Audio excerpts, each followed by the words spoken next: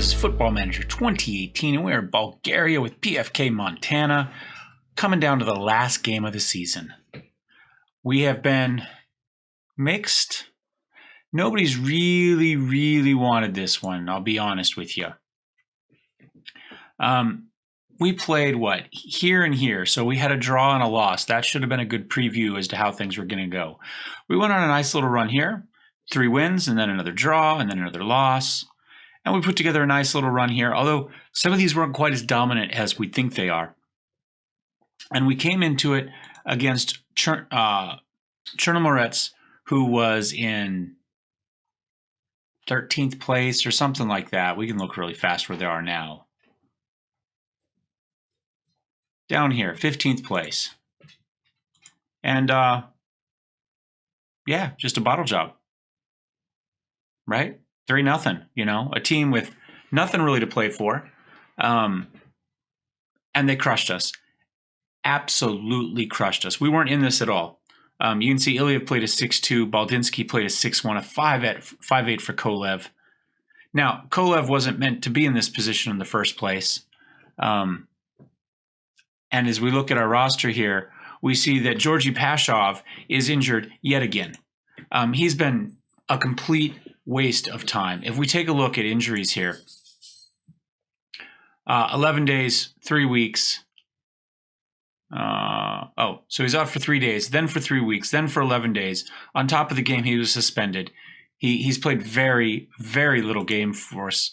Let's see, PFK Montana, he made 8 appearances. He was okay when he was in, but he spent so much time out.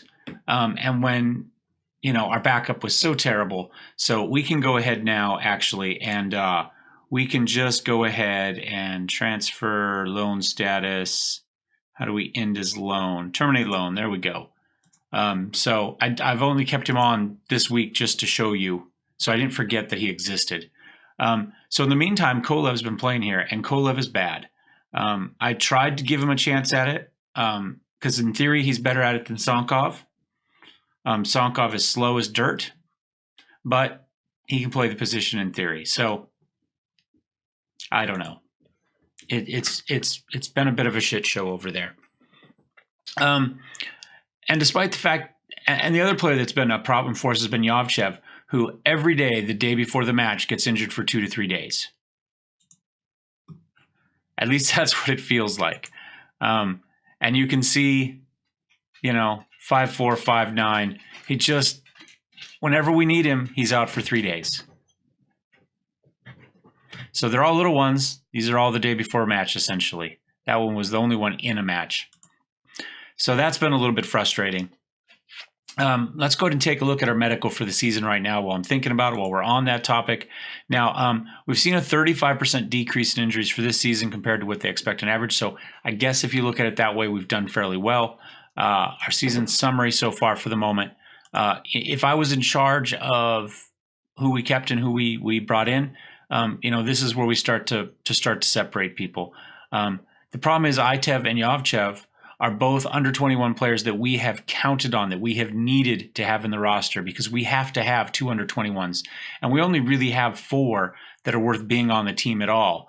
And unfortunately, Lazarov is competing against 2 of the best players on the team. So while we have managed to get him games, it's a lot harder to work him in than it is to work these guys into the midfield. So that's been really frustrating. Nedelchev hasn't been great either. He's lost a couple months, 3 injuries. So, you know, that's our other under 21. So that's a little bit of an issue. He's also had the only major one, but he happened to have it over the winter break. So he only missed like a match, despite the fact that he missed 6 weeks. So at least that wasn't a big deal.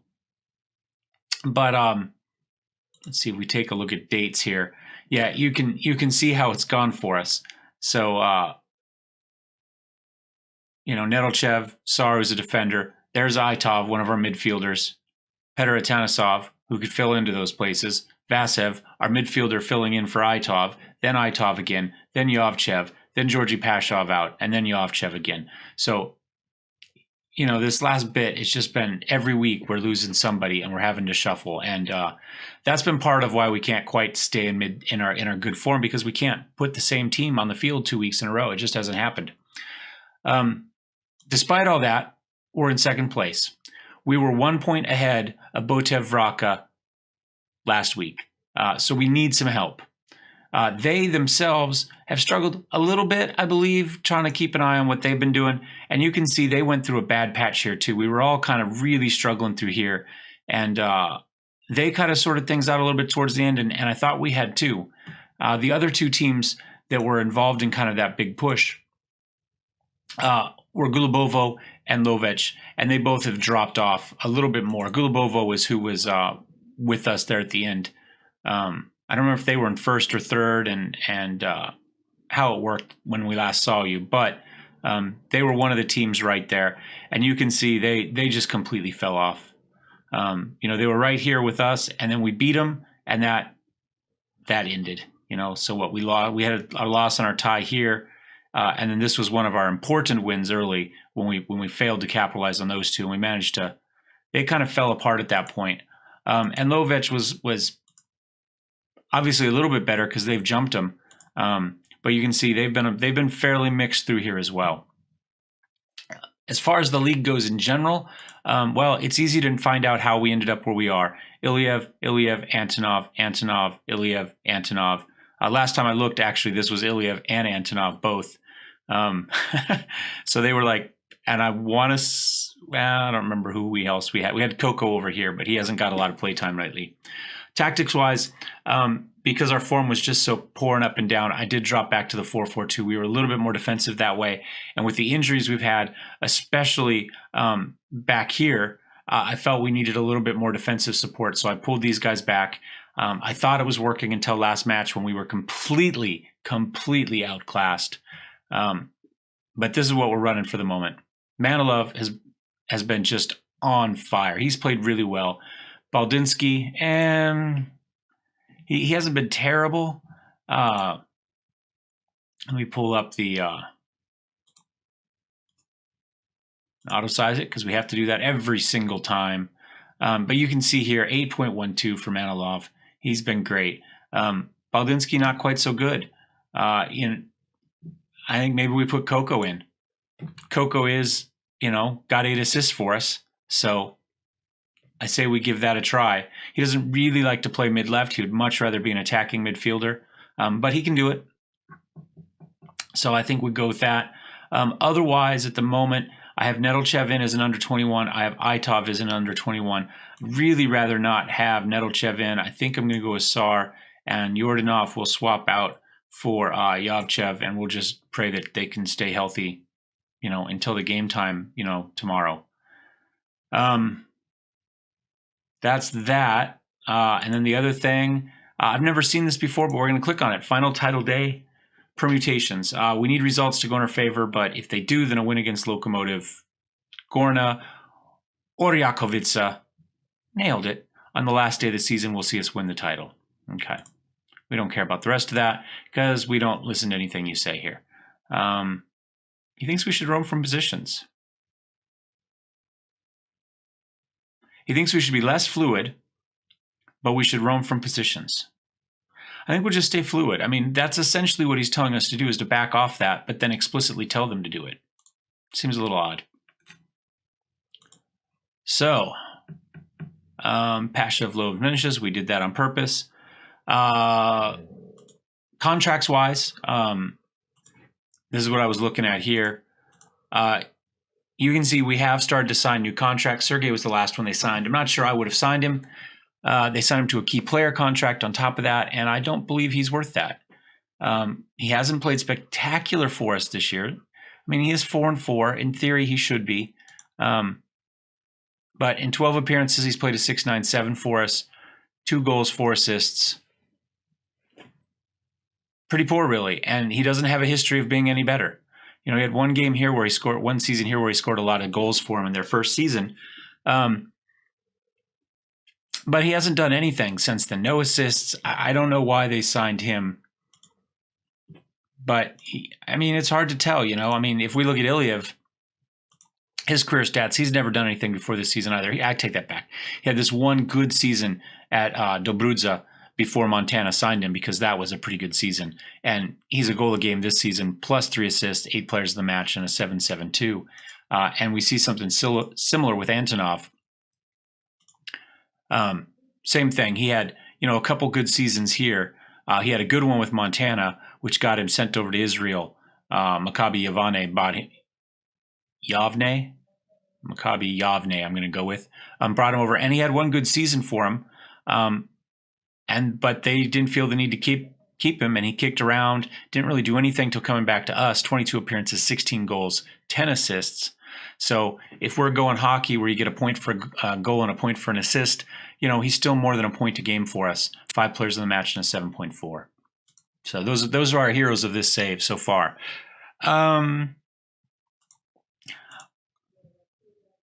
My plan going forward, well, not going forward, but so far, at least in the second half of the season, is I only start these guys if they're under 80%. First of all, because I'm trying to avoid minor injuries, but also because I need our under 21s to start to develop. They need game time. If I keep starting these guys for them, they don't get better, and we don't get players that we need to get to fill out the team, because we have to start 2 under 21s. So that's what I've been doing, and I never go more than 4. So if we've got 6 guys who are 72%, two of them wait till the next week. That's been the plan, and in theory, from injuries, it's worked.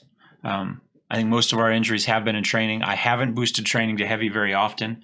Even over our 3-month winter layover, I only did heavy training for a couple weeks. Yachev can play this match if we need him to. Sazapol is not actually, this 10th, but they can beat anybody on a given day. They've played us really tough. They've put together some good matches. So they could knock off Raka if Raka comes in here cocky. Fingers crossed, because that's what we need. And they have to lose, and we have to win. They've got a 2-point lead on us. There's just nothing we can do about it. We're on fluid. We're on standard. I think that's it. Let's see what happens.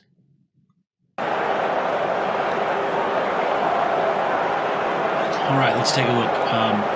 Christov is their striker there. Top goal scorer, 8 goals. Okay. About a goal every half a goal a match, I guess. 6.79, not spectacular. This guy appears to really be there. 4 goals, 10 assists. 6.93. Nearly suspended.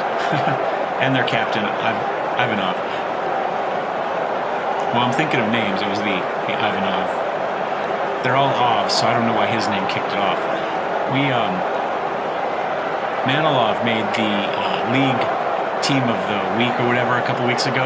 There were 3 Manilovs on the team of the week. Who knew?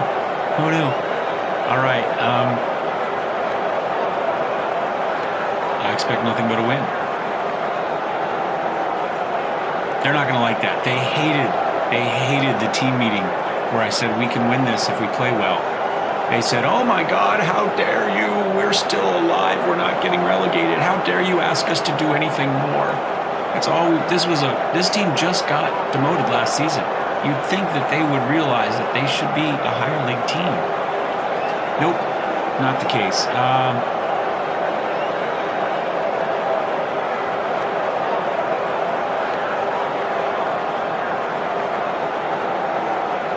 Sure. Things out of your hands. Yeah, it is a big ask. We haven't played well down the stretch. This gives you an idea how many players that are not signed. About a third of our players, maybe a little bit more, are not signed for next year. There we go.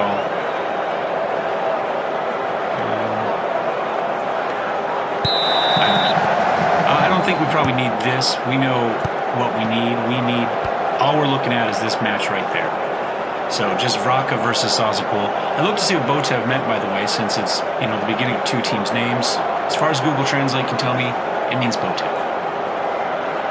So, don't know why they're both named Botev. I assumed it meant, soccer team, or club, or something along those lines. But if it does, Google Translate doesn't know. They got a corner kick in, they fed it across. We got super lucky there as it goes off the post. Now, Coco's got it. Apparently, we don't do anything with it. We don't appear to be doing anything, period. This is probably a mistake, but I'm going to go attacking. Rocca's winning their match.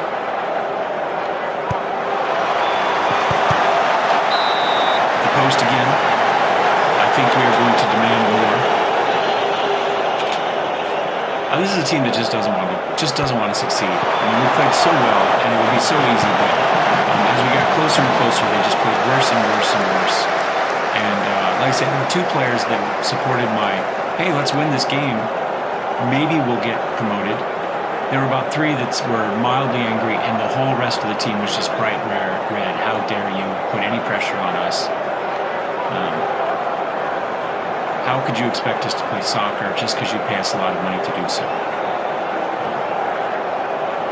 I don't know. I think they should at least fake it. I mean, real soccer players would at least lie and say, yeah, we're in it, right? Fake motivation counts. Now look, we've got one shot. They've had 9. One. All right, well, we're already a little bit past. We're going to scream at people. We're going to go to our pep talk. We're going to go angry. We are not the better team. We are the favorites. I'm not sure we can win it. Where's the show some passion? That's the one I want. Oh, you lost confidence, Itov? Well, I guess you're going to be on the bench then.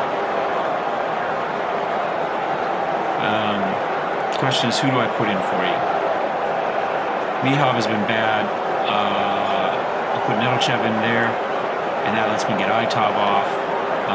And we'll put Vtora in there.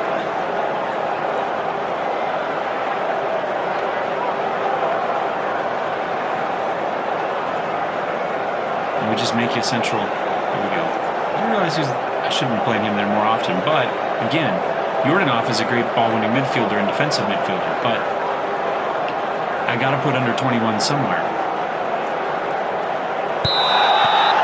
Like I say, it's hard. I can't take out Antonov and Ilya up front with Lazarov, who is pretty decent. And defense has already been such an issue for us. I really, really feel bad when I take out better defensive players because we only have a couple of them. They both play center. So again, it's hard to put Mellowseven in, although he got a fair amount of play too. There we go, Antonov, put that one away. Oh my God! How did we miss that? They don't want to win. They just don't want to win. Do we have a show some passion? Yes, we do. Let's try that. Rocca's still up 1-0. We can't finish worse than second. I mean, we can't drop if we do badly here. It doesn't really matter. Our only option is to win for them to lose. That's the only way anything changes. And Antonov missed another set. Just point-blank shots. Coco do something with this? No, he just puts it out of bounds for no apparent reason. That was a cross to the guy who was going to score from the back of the goal. I almost didn't record this one because our history of recording games live is so horrible that I figured it was kind of the kiss of death to record this one on top of everything else. I'm not sure that's what it was, but clearly you're not seeing us at our best. You are probably seeing a realistic representation of how this team has played though, as the pressure is mounted. Relive gets Montana. He's got another chance. Is he just going to cross? Nope, he's once again going to walk up really close and then just give it to the goalkeeper. That is his plan for the season. He should have a hat trick. Should absolutely have a hat trick. Could have fired that in 2 steps back with better angles, not have to worry about the goalie. But no, just walks it up and gives it to him. Osai got everybody back, but he's probably going to cross to the right and get a goal here. No, Vasilev decided to run way out past the goal and almost got out of bounds to keep from getting a goal kick. Come on. Somebody, Coco, Iliev, get something. Feeds it across to Yovchik. Oh, again, point blank. Just decided to kick it as high as he could. Not into the goal, just up. The players are a little bit glowy on the screen. I don't know if you guys are seeing that. That's it. That's it. That's the game for us. Dimitrov. I don't know how he gets his hands to slide so he doesn't actually rotate. He just rotates in place with them. Maybe that's why they're playing so bad. Maybe the grass has no friction. Oh my God. This was not a great team, and they absolutely, 16 shots, 10 on target. Now, we have had 2 clear-cut chances, which we have missed, and I would argue we've had 3 or 4 clear-cut chances, and we've missed on all of them. Coco, nope. We're not going into the playoffs with good form, and there's no way you can put any pressure on this team to do well because they just refuse. Dimitrov, that was a good sitter as well. That was probably a clear-cut chance. 3 minutes added time. Let's see, 61%, 60% possession for them. This is a formation that really should have. We shouldn't be getting out-possessed in our 4-4-2. Our last match was the same as what 60-40. Now I understand if one player is super offensive and we're running with advanced wingers instead of midfield wingers, but this was terrible. Absolutely terrible. They did have a guy sent off, but they still win 2-1. Vraka's going up.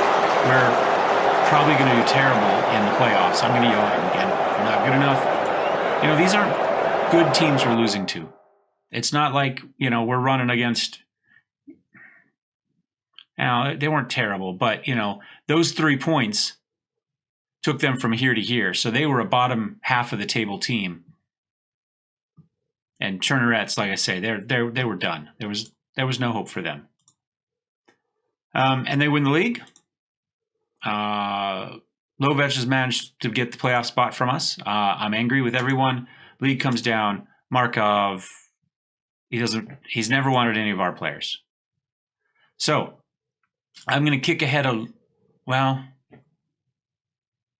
we get Parva Liga. Parva Liga draws PFK Montana against Itar. Okay, so that's going to be our match there. So we will play that on May 23rd in a couple days. So how long have I been talking? Long enough. We'll come back for the next episode, and we will do the match. PFK Montana against Itar. Let's check the schedule, see how many of these we got. Is this a home and home or something? I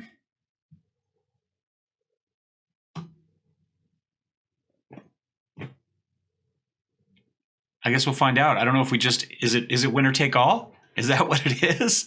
I don't know. Let's look to see how many teams because we've got 2 teams obviously that are in the playoffs to go up, right? So let's see overview. Can I not look to see where players are now? No, I don't want Vtora Liga. I want Parva Liga. There we go.